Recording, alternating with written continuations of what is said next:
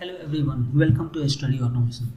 Once you will install Node.js in your system, you have to check whether Node.js is installed in your system or not.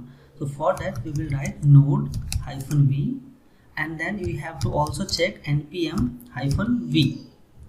These two commands we have to check to ensure whether Node.js is installed properly in our system or not.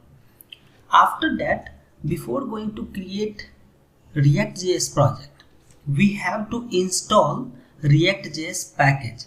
So for that we will write npm install -g or -g and then create React app. -g or -g is very important. It will install globally in your system. ReactJS app, create React app will be installed globally in your system and then you can start working on that.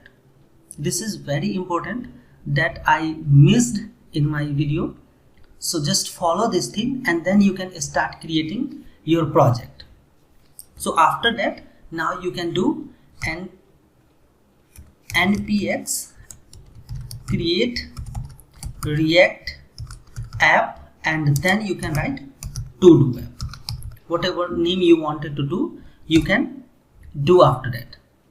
So this particular part is important, right? Since this file is already available in my system, that's why it is not able to create. But if you will choose any other name, let's say to do app 1, it will be created, right? Creating new React app, and after that you have to do cd to do app, change directory to do app.